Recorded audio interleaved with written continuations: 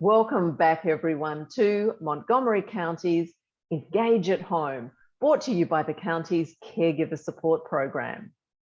We have two guests today, my colleague Sean Brennan, and she is going to be interviewing Myra, who's going to be talking about car fit and much more. Welcome, and I look forward to learning a lot in this episode. Thanks, Lily. It's just so much fun to see Myra. Myra and I have worked together in the past, but Myra, you have a new job. So where I know you from a previous life, maybe you should tell us what you're doing now and where you work. Thanks, Sean. It is great to see you. I cannot believe it's been 2 years, but I have moved to the Maryland Highway Safety Office, and my role there is deputy director, and in that role, I assist the director with overseeing all of the responsibilities of our office. Our agency is responsible for administering grant-funded programs that address most of, if not all, of the key issues of road safety, impaired driving, distracted driving, pedestrian safety, and so on. And we also address vulnerable road users, young drivers, older drivers, bicyclists. We have a statewide safety program team. They help grantees develop programs and get them out into the community, as well as an outreach division that is also out in the community, helping people stay safe as drivers. And last but certainly not least, we also have a law enforcement division, and they work with all of the law enforcement agencies throughout the state to support all of those priority areas. So it's pretty exciting, and I'm really happy that I got this opportunity. Oh my gosh, I know you're going to be great at it, and especially bringing your experience with older drivers to bear, and with the population getting older and older, and the roads getting more complicated as the highways try to accommodate bikers and more walking. It gets pretty complicated. You and I work together on this issue of making sure that people are a good fit with their vehicles. And that was this program called Car Fit. And that's certainly one element of this whole safety issue. Can you tell us about Car Fit a little bit? Sure.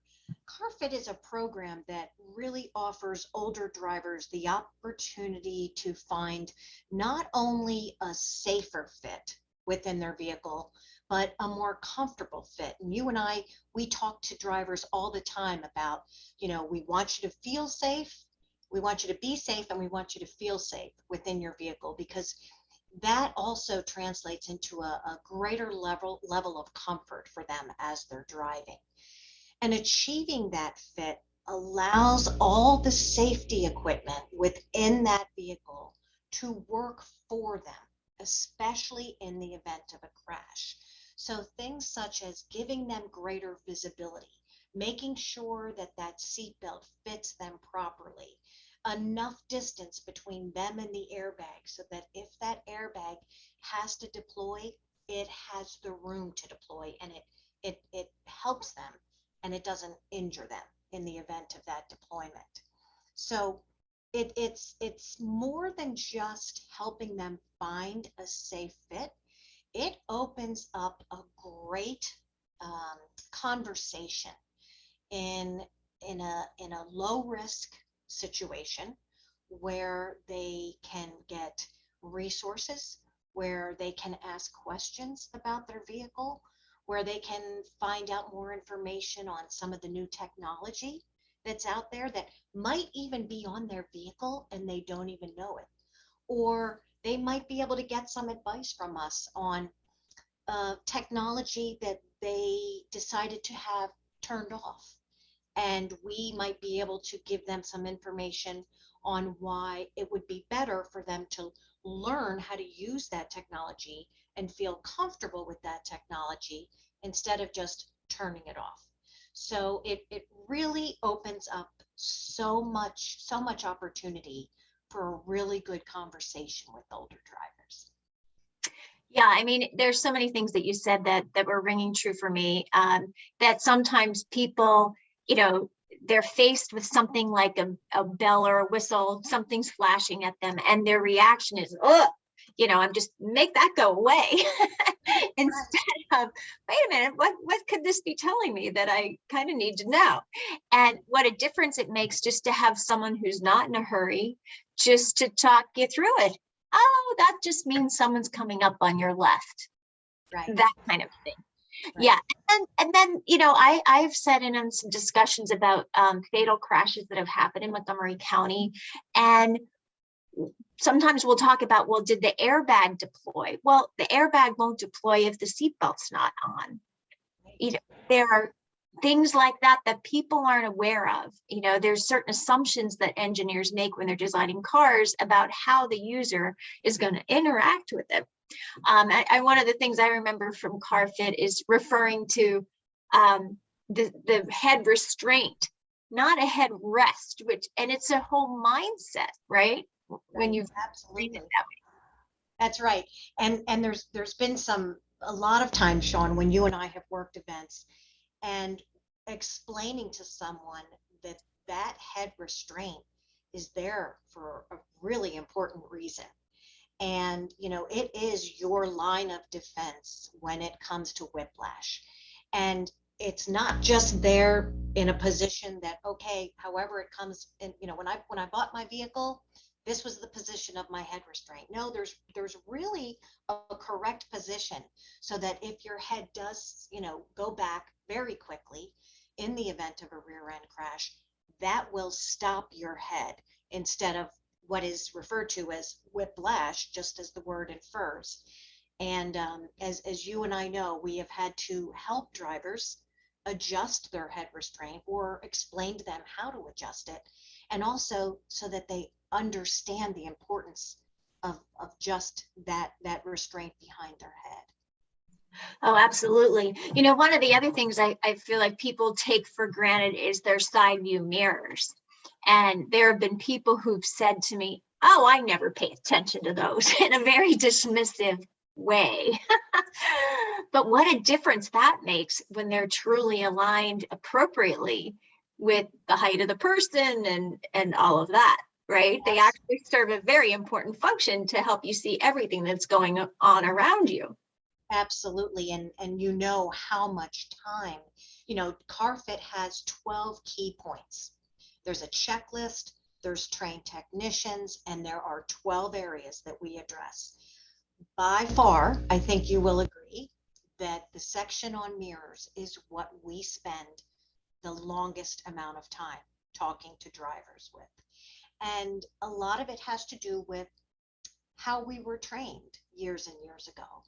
And that is, look in your left view mirror and make sure that you can see the side of your vehicle. That's how we were taught. And nowadays, if a new driver goes through driver education here in the state of Maryland, they will not be taught that way. When they're taught how to adjust their mirrors, it's called the enhanced vision, or BGE, blind spot and glare elimination. There's a couple of different terms, but pretty much the easiest way to explain it is you do not see the side of your car anymore. Your mirrors are brought out so that you have a much wider view of the lanes behind you. And what that does is it enables you to see those vehicles coming up and approaching your vehicle much faster than you did if you had those mirrors turned inward. It's going to reduce the blind spot. And think about it. If you can see those vehicles almost to the point where they're on right beside you, there's going to be a lot less of you turning your head this degree and having your eyes off the road that long of a time period.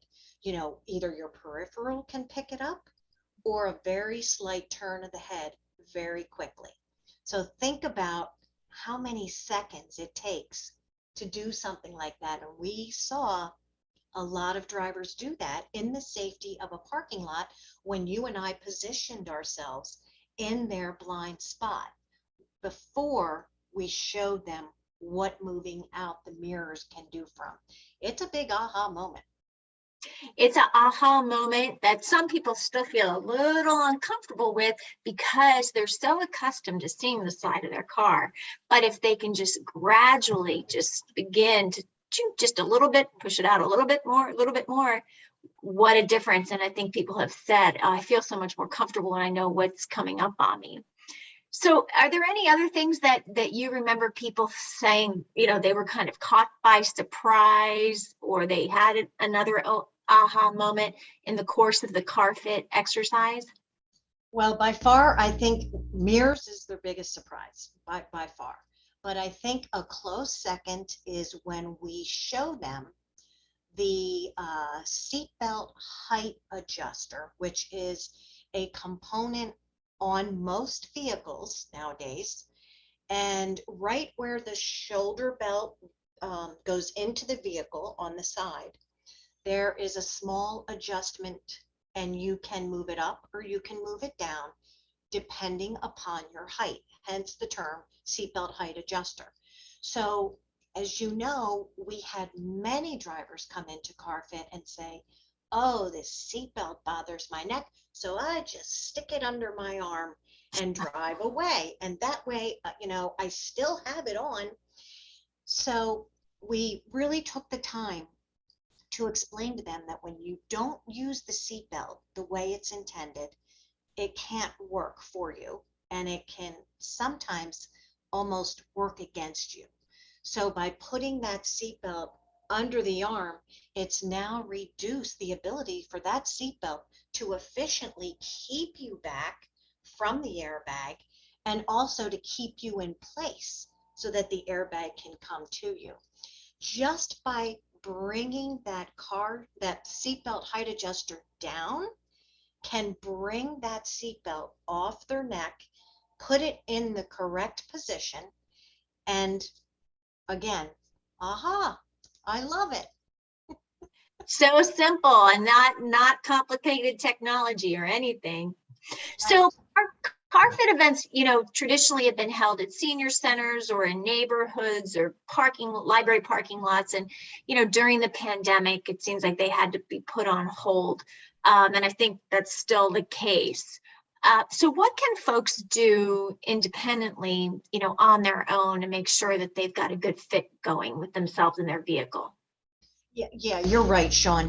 They virtually stopped, I believe, across the United States. I was recently on a CarFit instructor call where we were all brainstorming ways to kind of get technicians back into CarFit events. We're obviously very cautious about that right now, just based on the pandemic and how things are going. But what was created during the pandemic was a virtual option. So by visiting the CarFit website, which is car-fit.org, and I know you're going to be offering some of these websites at the end of the episode so that people will know where to go. There are 45-minute on-demand online workshops. They're self-paced. They teach you what to look for when it comes to that right fit in your vehicle. It is an excellent introduction to CarFit. It allows you to do some measurements on your own. It explains how to do that. How do I know how far I should be back from my airbag, and how exactly do I measure that? Or the tilt of my steering wheel. Okay, it shouldn't be facing my face, because if an airbag deploys, we want it to deploy against the chest. How do I adjust that? These videos will show you how to do those things. Now, when we do get CarFit back into the communities, which we're going to do, we're not sure exactly when, even if you take the 45-minute on-demand workshop, you will still benefit from going to a live CarFit event, because there will still be a lot of conversation. You'll be able to ask a lot of questions, and we'll be able to work a lot easier on the mirrors than just showing it in a virtual format. So it doesn't take the place of CarFit, but it was an excellent remedy during the pandemic. And then if I may add one more item that I think would really benefit people until we can get back out there into the communities again. There are 6 very short videos on the CarFit website, car-fit.org. And those videos address some of the more common issues that we see when we do CarFit. And they'll talk through with the driver there as, you know, part of the video. Some things that you can change on your own, or some things that why we check those things during CarFit. And I think those videos would also be a great way for people to not only get an introduction to CarFit, but really understand why that seating position is so important to safe driving. Absolutely. I mean, people really need to do everything they can to keep themselves safe and to keep everyone around them safe. You know, older drivers are typically pretty safe drivers, but if they're involved in an accident, they're more likely to be hurt or killed. So, you know, let's make the most of longevity and not let an accident be the end of, you know, our good years. So is there anything else you'd like to say, Myra, about CarFit, your plans for CarFit, or the Highway Safety Office in general? Well, I'm really excited about our plans for CarFit here at the Highway Safety Office, because we are going to be training quite a few of our staff. And once we have those staff trained, we will be able to offer CarFit events ourselves. They'll be sponsored by the Maryland Highway Safety Office, and we'll also be able to go out and help our partners like AARP with their events. So we're going to have a pool of trained technicians. We're going to have some CarFit coordinators. Eventually, we'll probably have some more instructors, and we're really hoping that we'll be able to contribute so much to the CarFit community once we have everybody trained. The other thing that has been a really exciting opportunity for me here at the Highway Safety Office was the development, helping in the development of an all-encompassing traffic safety campaign. It's called Be the Driver Who Saves Lives. It was launched last year, and it focuses on the fact that every single person that gets in a vehicle and gets on a road has a responsibility to drive safely. And that means not driving impaired by alcohol or medications. It means making sure that you're driving with your seatbelt on to reduce the chance of injuries or ejection in the case of a crash. It means taking the responsibility to share the road with all the other road users, whether it's the pedestrians, the scooters, as you mentioned earlier, the bicyclists. And there's so many components of this campaign, all centered around Be the Driver Who Saves Lives. It doesn't matter if you're a brand new rookie driver or a driver that's been driving for 50 to 70 years. We all have that personal responsibility. And hopefully many of your viewers have seen some of those messages. Oh, I hope so. You know, this issue of having to take responsibility for understanding our car, for understanding the role that we play as drivers and the decisions that we make, and for understanding the changes in the environment that are coming. You know, in various parts of Montgomery County, we have green paint on the road that is new to us. Well, what's the green paint all about?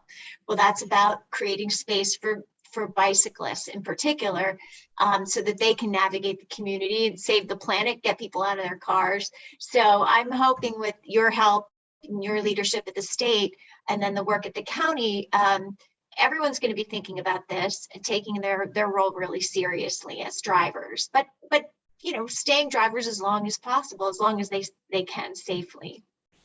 Right. We want to keep people in their vehicles, because we also know, Sean, that contributes to well-being mentally as we age. We like the freedom and the independence, but we also want drivers to stay safe as they age. And we want them to also self-assess and know when there may be some limitations, maybe when it's time to not drive at night or when it's time to stay a little bit closer to home. So self-assessment is key, but yes, 100%, we would like to keep people driving as long and safely as possible. That's wonderful. Thank you so much, Myra. And I'm glad we're going to be able to keep working together going forward, even in your new role. Thank you, Sean. It was great to reconnect again. Thank you so much, Sean and Myra. That was a fantastic conversation and I learned a lot. So I really appreciate all of the inquiry-based questions and all of your really thoughtful answers, Myra. Really great. Thank you. Good to meet you. Thank you. And as Myra mentioned, there are a lot of resources out there, and I will include them in the description where you found this video. So this has been another episode of Engage at Home, and I want to thank everyone for taking the time to be a viewer and to remind you all to stay calm.